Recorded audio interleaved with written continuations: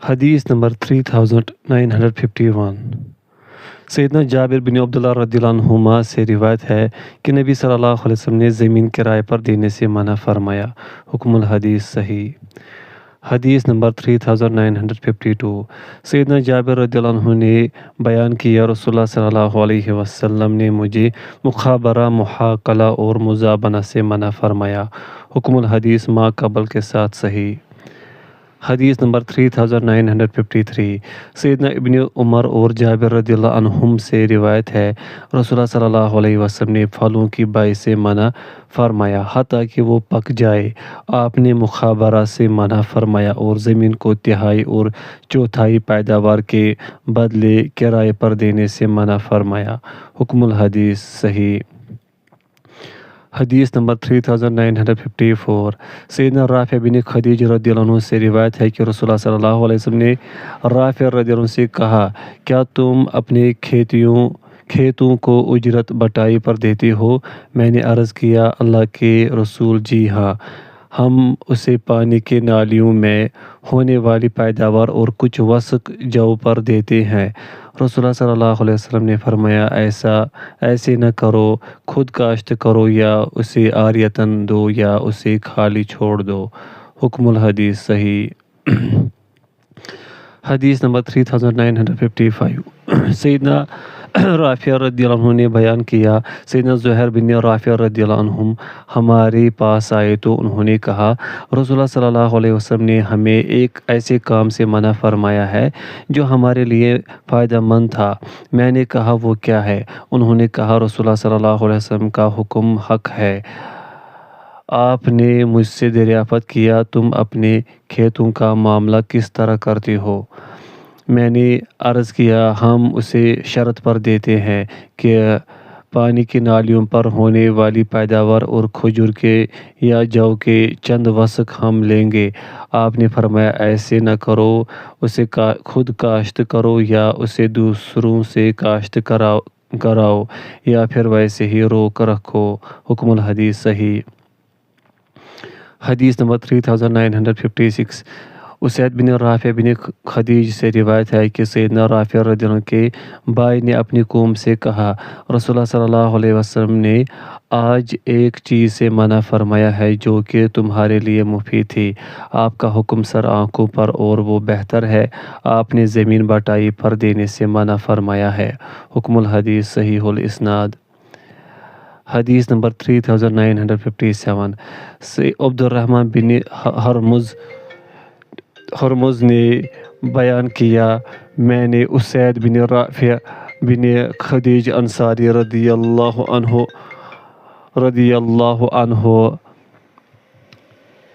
کو بیان کرتے ہوئے سنا کہ انہوں نے زمین بٹائی پر دینے سے منع فرمایا۔ حکم الحدیث صحیح الاسناد۔ حدیث نمبر 3958 عیسیٰ بن سہل ابن رافع بن خدیج نے بیان کیا، میں اپنے دادا رافع بن خدیج رضی اللہ عنہ کی پرورش میں یتیم بچہ تھا۔ میں بلوغت کو پہنچ گیا اور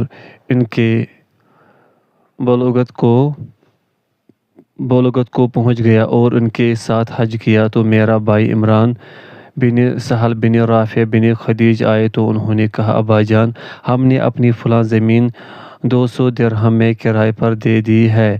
انہوں نے کہا، بیٹا اسے چھوڑ دو، اللہ عز و جل تمہیں کسی اور جگہ سے رزق فراہم کر دے گا، اس لیے کہ رسول اللہ صلی اللہ علیہ وسلم نے زمین کو کرائے پر دینے سے منع فرمایا ہے۔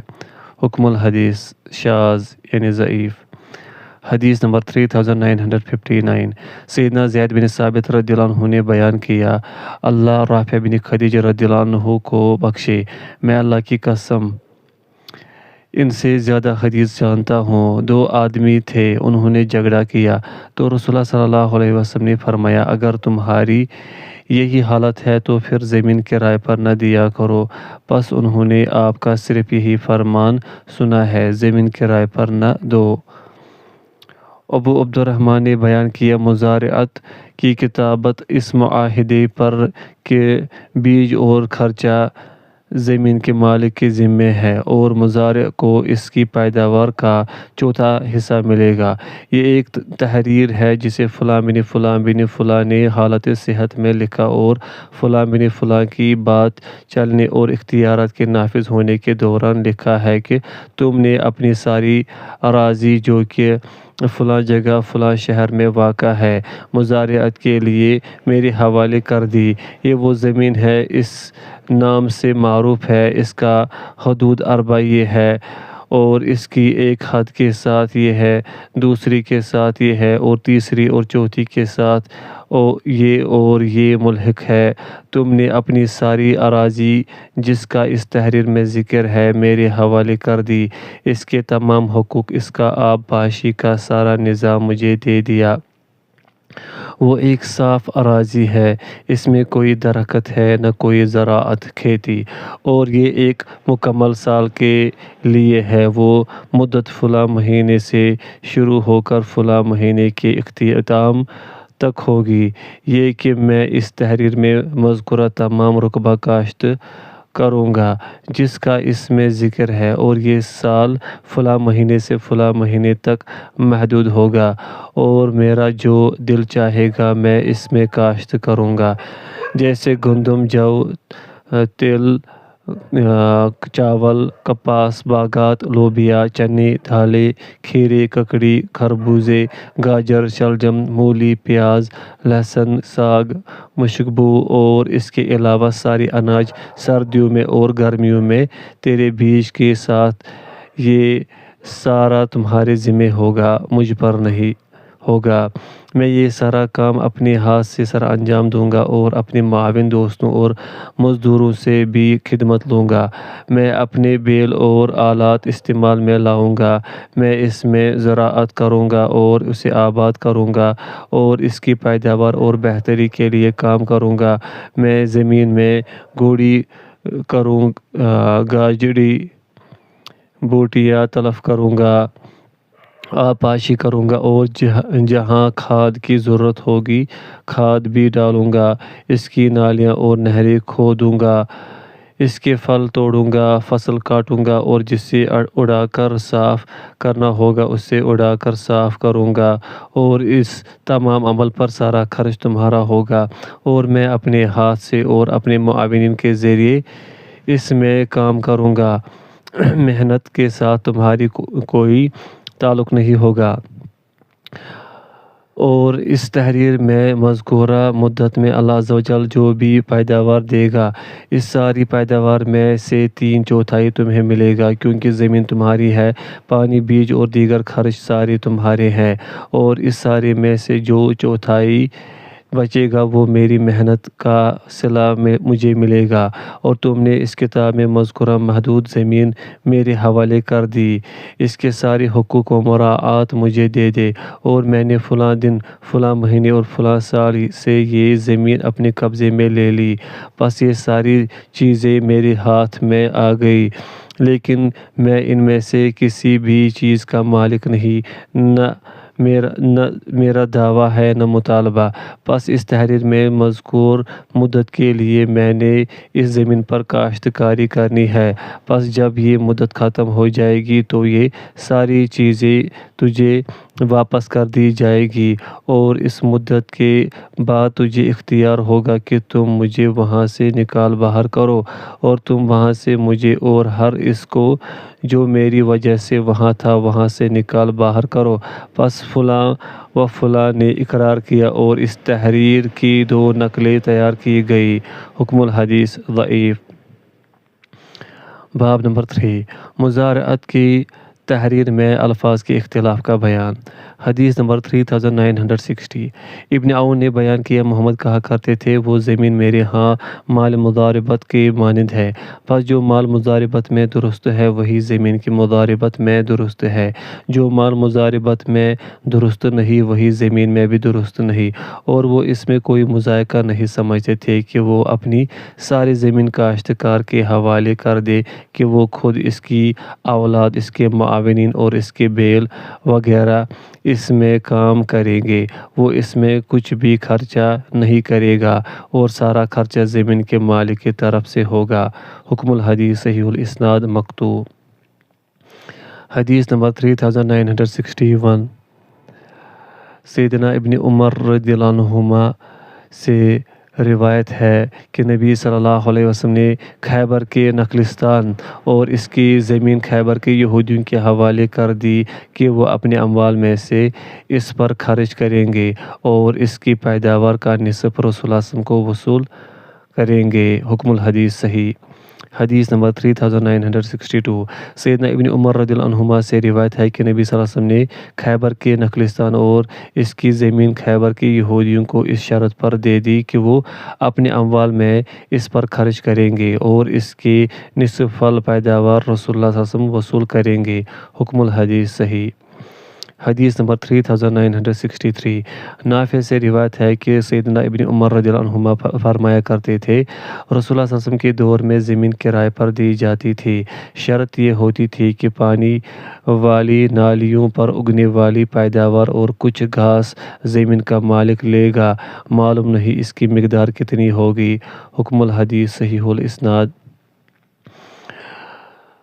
حدیث نمبر 3964 عبد الرحمن بن اسود نے بیان کیا، میرے دو چاچا تہائی اور چوتھائی پر کاشت کیا کرتے تھے، میرے والد ان دونوں کے شراکت دار ہوتے تھے، علقمہ اور اسود جانتے تھے، پس وہ تبدیلی نہیں کرتے تھے۔ حکم الحدیث ضعیف الاسناد۔ حدیث نمبر 3965 سعید بن جبیر نے بیان کیا، سیدنا ابن عباس رضی اللہ عنہما نے فرمایا، تم جو بہترین کام کرتے ہو وہ یہ ہے کہ تم میں سے کوئی سونے اور چاندی کے بدلے میں اپنی زمین اجرت پر دے۔ حکم الحدیث صحیح الاسناد موقوف۔ حدیث نمبر 3966 منصور نے ابراہیم بن سعید بن جبیر سے روایت کیا کہ وہ دونوں صاحب زمین کو اجرت پر دینے میں کوئی مذائقہ نہیں سمجھتے تھے۔ حکم الحدیث صحیح الاسناد مقطوع۔ حدیث نمبر 3967 محمد نے بیان کیا، میری معلومات کے مطابق شرح مضاربت کرنے والوں کے درمیان دو فیصلے کیا کرتے تھے، کبھی تو وہ مضاربت کرنے والے سے کہتے تھے، اس مصیبت نقصان پر تو گواہ لا جس وجہ سے تم معذور سمجھے جاؤ گے، اور کبھی وہ مال کے مالک سے کہتے، تم گواہ لاؤ کہ تم نے جسے امانت سپرد کی تھی وہ خیانت کرنے والا ہے، ورنہ وہ اللہ کی قسم اٹھا کر کہے گا کہ اس نے تجھ سے خیانت نہیں کی۔ حکم الحدیث صحیح الاسناد مقطوع۔ مقطوع سے مراد تابعی یا تبع تابعی کا فرمان۔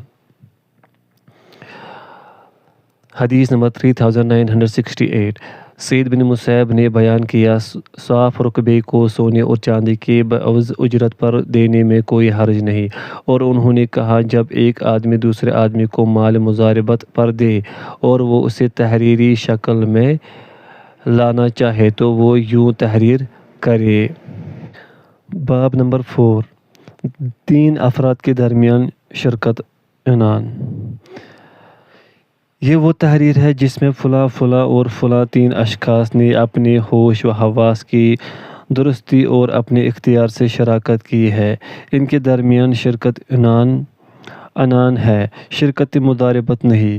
کل مشترکہ دولت 30,000 درہم ہے، وہ اس بنیاد پر اکٹھے ہوئے ہیں کہ وہ آپس میں اللہ کے تقوی اور ادا امانت کو ملحوظ رکھیں گے، اور وہ سارے اس مال کے ذریعے نقد اور ادھار جس طرح چاہیں گے مختلف انواع کا مال خریدیں گے، اور ان میں سے ہر ایک الگ الگ جو چاہے گا مال خریدے گا، خواہ وہ نقد خریدے یا ادھار، وہ اس سارے کاروبار میں اکٹھے تصور ہوں گے، اور ان میں سے ہر ایک اپنے ساتھی کے علاوہ کام کرے گا جو وہ مناسب سمجھے گا۔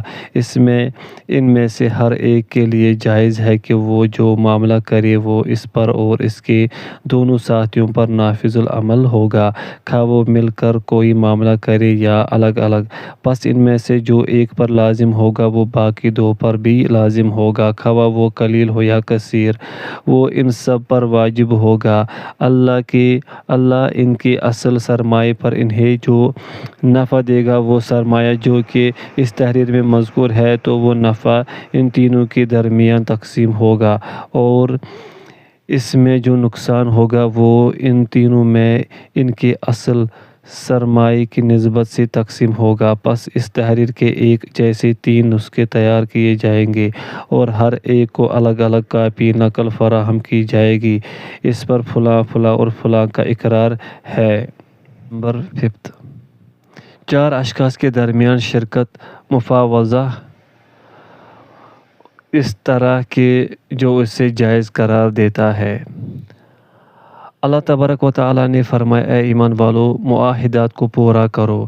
یہ وہ معاہدہ ہے جس پر فلاں فلاں فلاں اور فلاں 4 اشخاص نے اصل سرمایہ پر آپس میں شراکت کی۔ اسے انہوں نے صنف واحد اور ایک ہی کرنسی کی صورت میں اکٹھا کیا۔ انہوں نے اسے مشترک طور پر اکٹھا کیا اور وہ امتزاجی صورت میں ان کے قبضے میں آ گیا جو کہ ایک دوسرے سے تمیز نہیں۔ اس میں ہر ایک کا مال ہے اور اس کا حق برابر ہے، اس شرط پر کہ وہ اس سب میں قلیل و کثیر میں کام کریں گے۔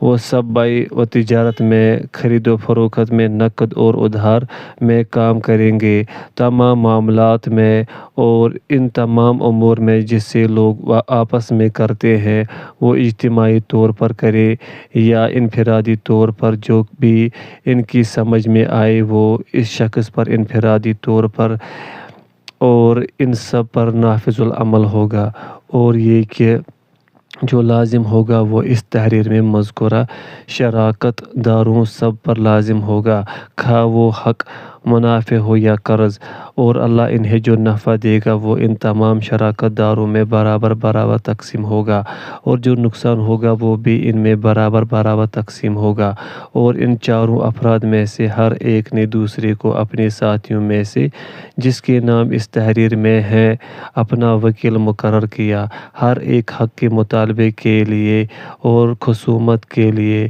اور قبض الوصول کے لیے۔ جو کوئی اس سے خصومت کرے اس کی جواب دہی کے لیے، یا کوئی مطالبہ کرے اس کا جواب دینے کے لیے، اور اس کو جانشین کیا اپنا اس شرکت میں اپنے مرنے کے بعد اپنے قرض کے ادا کرنے کے لیے اور وصیت پوری کرنے کے لیے، اور ہر ایک نے ان چاروں میں سے دوسرے کے سب کام قبول کیے اور جو اس کو دیے گئے، ان سب پر فلاں فلاں فلاں اور فلاں شخص نے اقرار کیا۔ حکم الحدیث صحیح۔ باب نمبر 6، شرکت ابدان۔ حدیث نمبر 3969۔ سیدنا عبداللہ رضی اللہ عنہ نے بیان کیا، غزوہ بدر کے دن میں سیدنا عمار رضی اللہ عنہ اور سیدنا سعد رضی اللہ عنہ نے شراکت کی، پس سیدنا سعد رضی اللہ عنہ 2 قیدی لے کر آئے جبکہ میں اور عمار رضی اللہ عنہ کچھ بھی نہ لائے۔ حکم الحدیث ضعیف۔ حدیث نمبر 3970۔ زہری سے ان دونوں غلاموں کے بارے میں مروی ہے کہ ایک دوسرے کو اپنے بدنی اختیارات تفویض کر دیے ہوں، ان میں سے ایک مکاتبت کر لیتا ہے۔ انہوں نے کہا جائز ہے۔ جب ان دونوں نے اپنے بدنی اختیارات تفویض کیے ہوں تو ان میں سے ایک دوسرے کی طرف سے ادائیگی کرے گا۔ حکم الحدیث صحیح الاسناد مقطوع۔ باب نمبر 7، شراکت داروں کا اپنی شراکت سے الگ ہو جانا۔ یہ وہ تحریر ہے جسے فلاں فلاں اور فلاں شخص نے اپنے درمیان تحریر کیا، ان میں سے ہر ایک نے اپنے دوسرے ساتھیوں کے لیے جن کے اس تحریر میں نام مذکور ہے اقرار کیا کہ وہ یہ تحریر اپنی ہوش و حواس اور صحت کی درستی کی حالت میں تحریر کر رہے ہیں، اور یہ کہ ان کے درمیان معاملات تجارتی، خرید و فروخت، قرض، لین دین، امانتی اور دیگر تمام معاملات ہماری باہمی رضامندی سے چلتے رہے، اور اب ہم باہمی رضامندی ہی سے اپنے ان ساری معاملات کے معاہدے کو فسخ کرتے ہیں جو کہ ہمارے درمیان جاری تھے۔ ہم نے اس کی ایک ایک شک واضح کر دی ہے، ہم نے اس کے حق کو پہچان لیا ہے اور ہم سب نے اپنا پورا حق لے لیا ہے، اور اس تحریر میں مذکور تمام شراکت داروں میں سے کسی نے دوسرے سے کچھ نہیں لینا۔ اب کسی کو کسی دعویٰ اور مطالبے کا حق نہیں، اس لیے کہ ہم میں سے ہر ایک نے اپنے سارے حقوق جو سب کے ذمے تھے وہ پورے کے پورے حاصل کر لیے ہیں، اور ہر ایک نے اپنا حصہ اپنے ہاتھ میں کر لیا ہے۔ اس کا فلاں فلاں اور فلاں شخص نے اقرار کیا۔ باب نمبر 8، زوجین کا اپنے بندھن سے جدا ہونا۔ اللہ تبارک و تعالیٰ نے فرمایا، تم نے جو انہیں دیا ہے اس میں سے کچھ لینا تمہارے لیے حلال نہیں، مگر یہ کہ ان دونوں کو اندیشہ ہو کہ وہ اللہ کی حدود قائم نہیں رکھ سکیں گے، تو پھر ان دونوں پر اس میں کوئی گناہ نہیں جس کا اس نے فدیہ دیا۔ یہ وہ تحریر ہے جسے فلاں عورت بنت فلاں بن فلاں نے اپنی صحت و تندرستی اور اپنے اختیار سے فلاں بن فلاں کے لیے لکھا ہے۔ میں تمہاری زوجہ تھی، تم میرے ساتھ تعلق زن و شو قائم کرتے رہے، پھر میں نے تمہاری رفاقت و صحبت کو ناپسند کیا اور میں نے تجھ سے مفارقت کو پسند کیا۔ مجھے تمہاری طرف سے کوئی تکلیف پہنچی نہ تو اس حق کی ادائیگی میں رکاوٹ پائی جو کہ میری طرف سے تمہارے ذمہ تھا، اور جب ہمیں اندیشہ ہوا کہ ہم اللہ کی حدود قائم نہیں رکھ سکیں گے تو میں نے تم سے خلا کا مطالبہ کیا، پس تم مجھے اس حق مہر کے بدلے میں جو کہ میری طرف سے تمہارے ذمہ ہے طلاق بائن دے دو، اور وہ اتنے دینار اور اتنے مسکال ہیں، وہ میں نے اپنی حق مہر میں سے تجھے دیے، پس میں نے اس میں سے تجھ سے جو مطالبہ کیا وہ تم نے پورا کیا، پس تم نے میرے سارے مذکورہ حق مہر کے بدلے میں مجھے ایک طلاق بائنہ دے دی، اور ان دیناروں کے بدلے میں جو کہ اس کے علاوہ ہے، پس میں نے تیرے روبرو اسے قبول کیا، اور تیری طرف سے اس گفتگو کے جاری ہونے سے پہلے میں نے تیری بات کا جواب دے دیا، پس میں نے اس تحریر میں مذکور اپنے حق مہر کے تمام دینار تیرے حوالے کر دیے، تو میں نے مجھے کھلا دے دیا، پس میں تیری طرف سے خود مختار بائنہ بن گئی، اور وہ اس تحریر میں مذکور کھلا موصوف کے ذریعے ممکن ہوا، پس تجھے مجھ پر کوئی اختیار، کوئی مطالبہ اور کسی رجوع کا کچھ حق باقی نہیں، پس میں جب تک تیری طرف سے عدت میں رہوں گی میں نے اپنے مثل خاتون کے لیے واجب تمام حقوق تمہاری طرف سے حاصل کر لیے، اور میں نے وہ ساری چیزیں پالی جو میری مانند طلاق والی عورت کے لیے درکار ہوتی ہیں اور وہ تیری مثل خاوند کو دینا واجب ہوتی ہے، پس اب ہم میں سے کسی کو بھی ایک دوسرے کی طرف سے کسی طرح کا کوئی حق باقی رہ گیا ہے، نہ کوئی دعویٰ نہ کوئی مطالبہ، اگر کوئی مطالبہ ہو تو وہ باطل ہے اور اس کا ساتھی اس سے مکمل طور پر لا تعلق اور بری ہے۔ ہم نے جس چیز کا اقرار کیا وہ ہم میں سے ہر ایک نے قبول کیا، اور جس کا اس تحریر میں ذکر ہے اس سے وہ بری ذمہ ہے، اور ہماری اس گفتگو کے صادر ہونے اور ہمارے اس مجلس سے جس میں یہ ہمارے درمیان گفتگو ہوئی الگ ہونے سے پہلے فلاں عورت اور فلاں آدمی نے اس کا اقرار کیا۔ حکم الحدیث ضعیف۔ باب نمبر 9، اللہ عز و جل نے فرمایا، اور تمہارے جو غلام تم سے مکاتبت چاہیں اگر تم ان میں خیر محسوس کرو تو ان سے مکاتبت کر لو۔ یہ تحریر ہے جسے فلاں بن فلاں نے صحت اور اپنی مرضی و اختیار سے تحریر کیا ہے۔ یہ تحریر اس نوجوان کے لیے ہے جس کا نام فلاں ہے، وہ آج اس کے اختیار اور ملکیت میں ہے۔ جس کا نام فلاں ہے وہ آج اس کے اختیار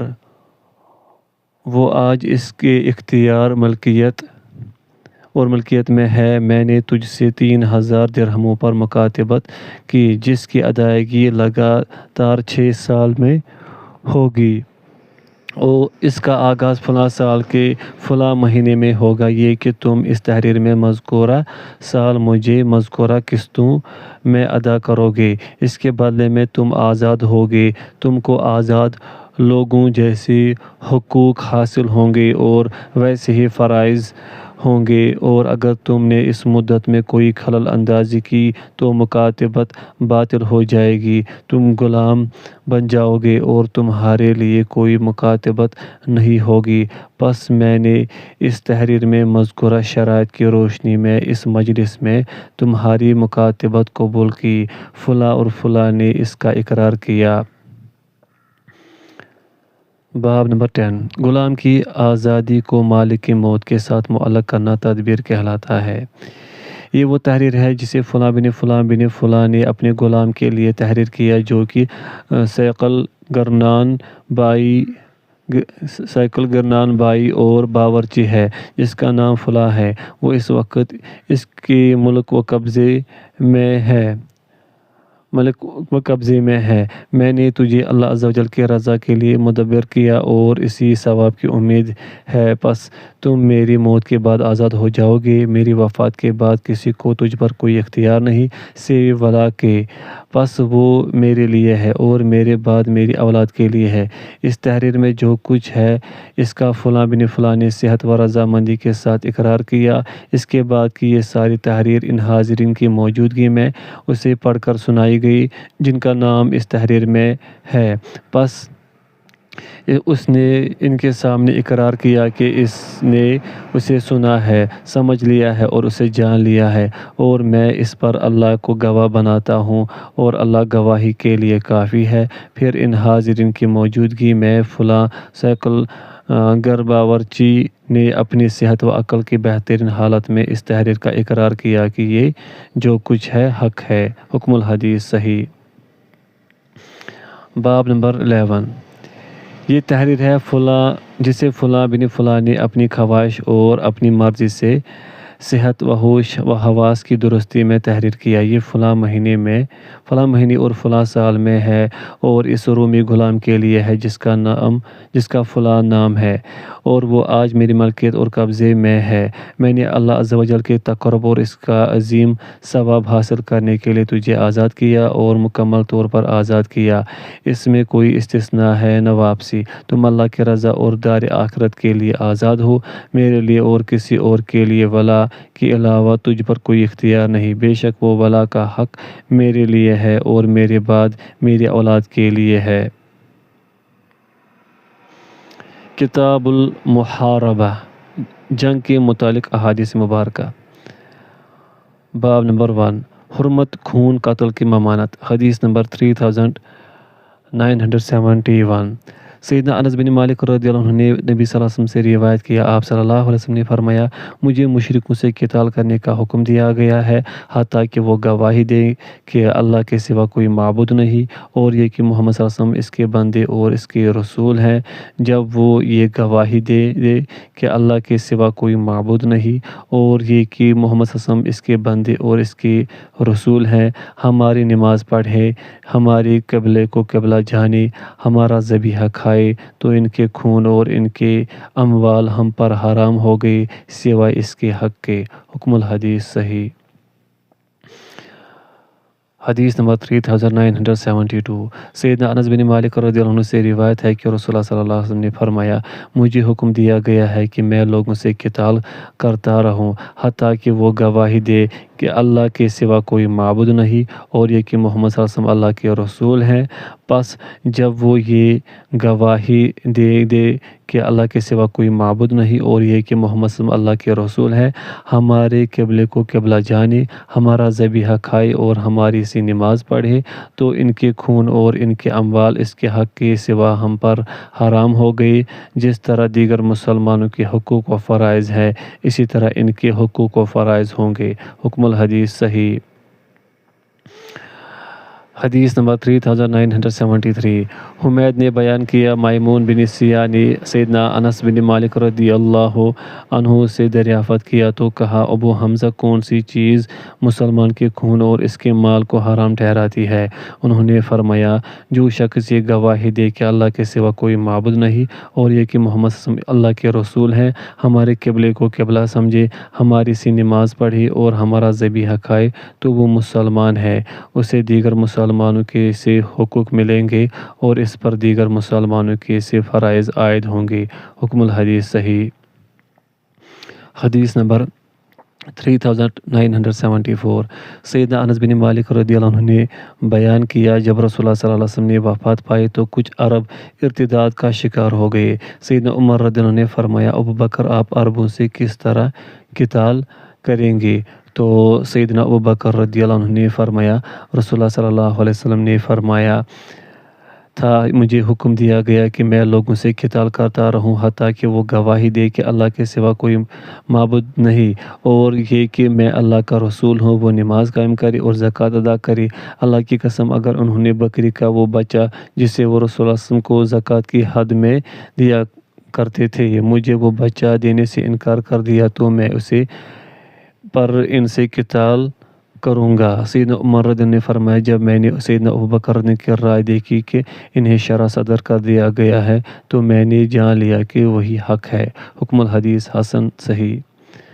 حدیث نمبر 3975 سیدنا ابو ہریرہ رضی اللہ عنہ نے بیان کیا جب رسول اللہ صلی اللہ علیہ وسلم نے وفات پائی اور سیدنا ابو بکر رضی اللہ عنہ خلیفہ بنے تو عرب کے کچھ لوگ دوبارہ کافر ہو گئے۔ سیدنا عمر رضی اللہ عنہ نے سیدنا ابو بکر رضی اللہ عنہ سے کہا آپ لوگوں سے کس طرح قتال کریں گے؟ جبکہ رسول اللہ صلی اللہ علیہ وسلم نے فرمایا مجھے لوگوں سے قتال کرنے کا حکم دیا گیا ہے حتیٰ کہ وہ اقرار کرے اللہ کے سوا کوئی معبود نہیں، پس جو یہ اقرار کر لے وہ اپنا مال و جان مجھ سے بچا لے گا سوائے اس کے حق کے اور اس کا حساب اس اللہ کے ذمہ ہے۔ سیدنا ابو بکر رضی اللہ عنہ نے فرمایا اللہ کی قسم میں نماز اور زکوٰۃ کے درمیان فرق کرنے والے سے قتال کروں گا، اس لیے کہ زکوٰۃ مال کا حق ہے۔ اللہ کی قسم اگر انہوں نے بکری کا وہ بچہ جسے وہ رسول اللہ صلی اللہ علیہ وسلم کو ادا کیا کرتے تھے مجھ سے روک لیا تو میں اس کے روک لینے پر ان سے قتال کروں گا۔ سیدنا عمر رضی اللہ عنہ نے فرمایا اللہ کی قسم میں تو اسے یہی سمجھتا ہوں کہ اللہ ہی نے سیدنا ابو بکر رضی اللہ عنہ کے سینے کو قتال کے لیے کھول دیا، پس میں نے جان لیا کہ وہ حق ہے۔ حکم الحدیث صحیح۔ حدیث نمبر 3976 سیدنا ابو ہریرہ رضی اللہ عنہ نے بیان کیا رسول اللہ صلی اللہ علیہ وسلم نے فرمایا مجھے حکم دیا گیا ہے کہ میں لوگوں سے قتال کرتا رہوں حتیٰ کہ وہ اقرار کرے اللہ کے سوا کوئی معبود نہیں، پس جب وہ اس کا اقرار کر لے تو انہوں نے اپنی خون اور اپنے اموال مجھ سے بچا لیے سوائے اس کے حق کے اور ان کا حساب اللہ کے ذمہ ہے۔ پس جب ارتداد کا فتنہ اٹھا تو سیدنا عمر رضی اللہ عنہ نے سیدنا ابو بکر رضی اللہ عنہ سے کہا کیا آپ ان سے قتال کریں گے؟ جبکہ میں نے رسول اللہ صلی اللہ علیہ وسلم کو فرماتے ہوئے سنا اس طرح اور اس طرح۔ انہوں نے فرمایا اللہ کی قسم میں نماز اور زکوٰۃ کی فرضیت کے درمیان فرق نہیں کروں گا اور میں اس سے قتال کروں گا جو ان کے درمیان فرق کرے گا، اور ہم نے ان کے ساتھ مل کر قتال کیا پس ہم نے اسی موقف کو درست پایا۔ ابو عبد الرحمن نے بیان کیا زہری کی سند میں سفیان قوی نہیں اور وہ سفیان بن حسین ہے۔ حکم الحدیث صحیح۔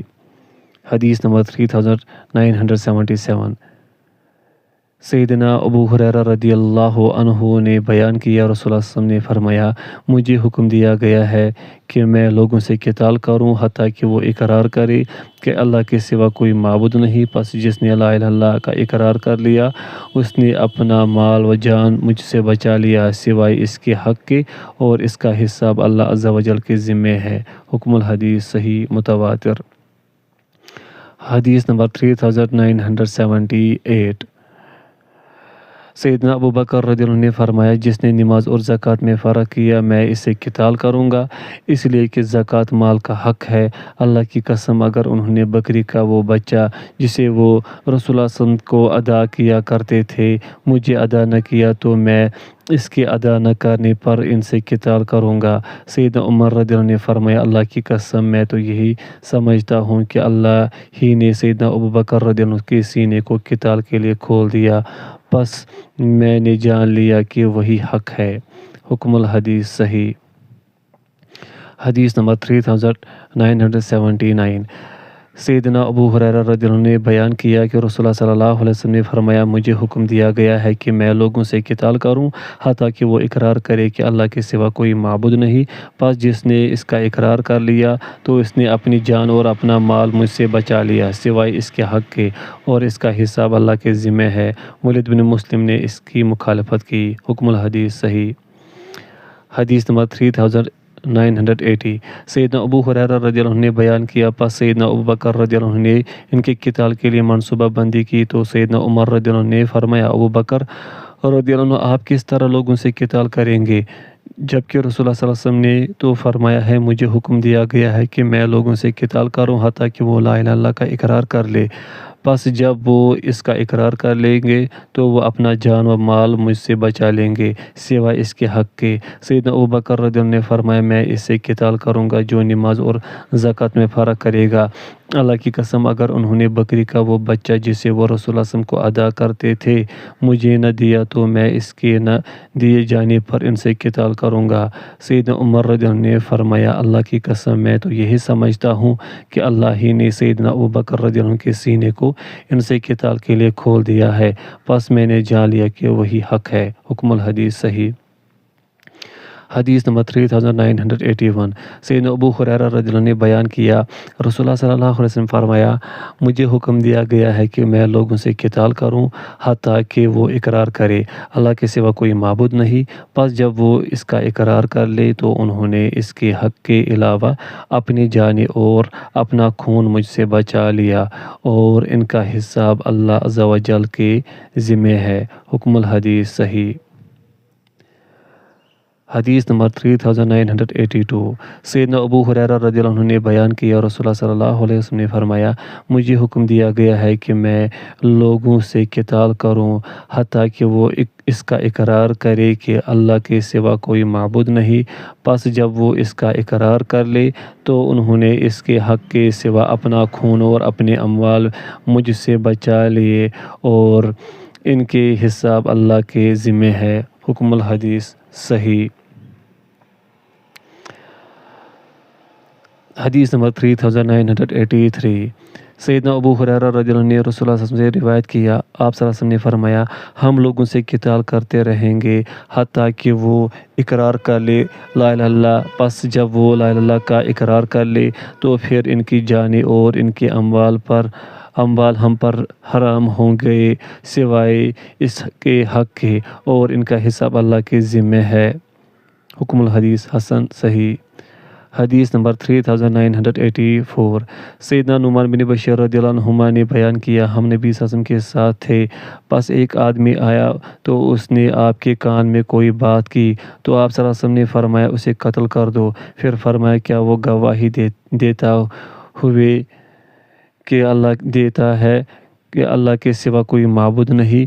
اس نے عرض کیا جی ہاں، لیکن وہ بچاؤ کی خاطر اس کا اقرار کرتا ہے۔ رسول اللہ صلی اللہ علیہ وسلم نے فرمایا اسے قتل نہ کرو، مجھے تو حکم دیا گیا ہے کہ میں لوگوں سے قتال کروں حتیٰ کہ وہ گواہی دے کہ اللہ کے سوا کوئی معبود نہیں، پس جب وہ اس کا اقرار کر لے تو انہوں نے اپنے خون اور اپنے اموال مجھ سے بچا لیے سوائے اس کے حق کے، اور ان کا حساب اللہ کے ذمہ ہے۔ حکم الحدیث صحیح۔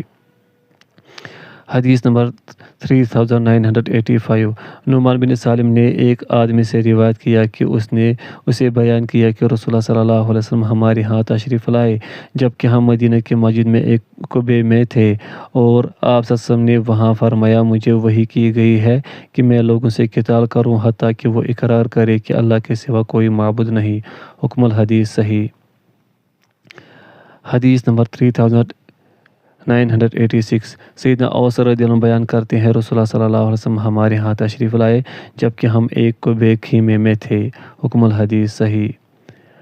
حدیث نمبر 3987 سیدنا اوس رضی اللہ عنہ بیان کرتے ہیں میں ثقیف کے وفد میں رسول اللہ صلی اللہ علیہ وسلم کی خدمت میں حاضر ہوا۔ میں ایک خیمے میں آپ کے ساتھ تھا۔ پس خیمے میں جو افراد موجود تھے ان میں سے صرف میں اور آپ جاگ رہے تھے۔ ایک آدمی آیا تو اس نے آپ سے سرگوشی کی تو آپ صلی اللہ علیہ وسلم نے فرمایا اسے قتل کر دو۔ فرمایا کیا وہ گواہی نہیں دیتا کہ اللہ کے سوا کوئی معبود نہیں اور یہ کہ میں اللہ کا رسول ہوں؟ عرض کیا وہ گواہی دیتا ہے۔ تو رسول اللہ صلی اللہ علیہ وسلم نے فرمایا اسے چھوڑ دو۔ پھر فرمایا مجھے حکم دیا گیا ہے کہ میں لوگوں سے قتال کروں حتیٰ کہ وہ گواہی دے کہ اللہ کے سوا کوئی معبود نہیں۔ پس جب وہ اس کا اقرار کر لے تو ان کے خون اور ان کے اموال حرام ہو گئے سوائے اس کے حق کے۔ محمد نے بیان کیا میں نے شعبہ سے کہا کیا حدیث میں نہیں ہے کیا وہ گواہی نہیں دیتا کہ اللہ کے سوا کوئی معبود نہیں اور یہ کہ میں اللہ کا رسول ہوں؟ انہوں نے کہا میرا خیال ہے کہ یہ اس کے ساتھ ہے اور میں نہیں جانتا۔ حکم الحدیث صحیح۔